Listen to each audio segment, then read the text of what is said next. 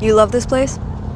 I absolutely love America with everything, every yearning breath that I have, and every drop of blood in me.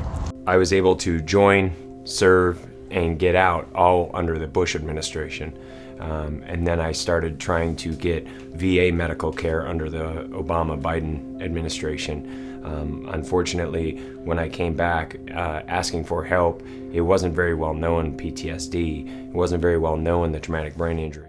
Where exactly did the VA fail you, and what were those effects? So I walked into the VA and I asked for help. The VA initially refused, kind of essentially, they didn't have any medical care, so they said, oh, well, here's some medication. They started throwing medicine at me. At any one point, I was on an average of about 4 to 6 different medications at any one time. Unfortunately, under the Obama-Biden administration, they defunded faith-based mental health care in DOD and the VA. They defunded it through executive orders and whatnot. Basically, more or less taking away my chances of warriors getting faith-based treatment.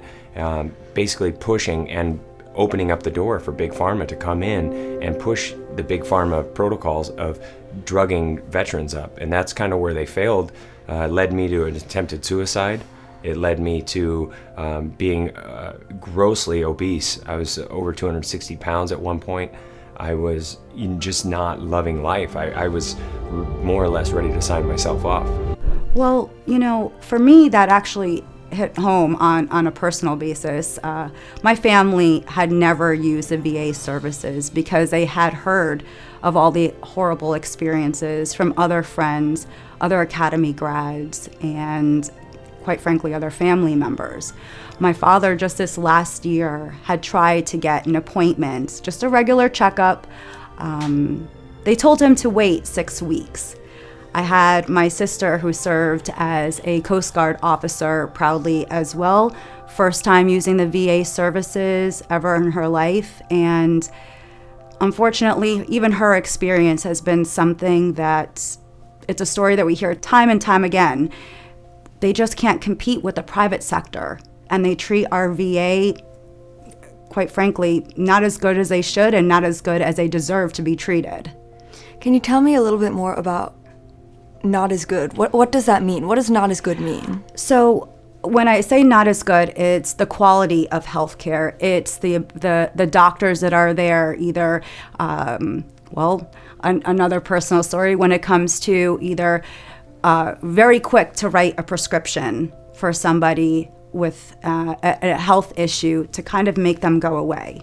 And at least that's the feeling that a lot of VA or veterans rather walk away from after their experience at the VA. So we saw a tremendous amount of backlogs in the process during that period of time, and that obviously leads to veterans not being able to have the help they need, and effectively they resort to extreme means to survive. So the problem is, and I'll talk about during the time of the Obama and Biden administration, is that veterans were in a position where they did not have the resources.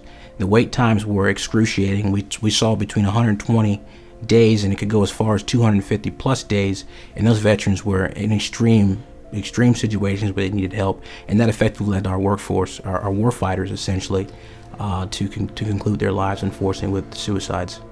What is the great risk of Joe Biden winning this election?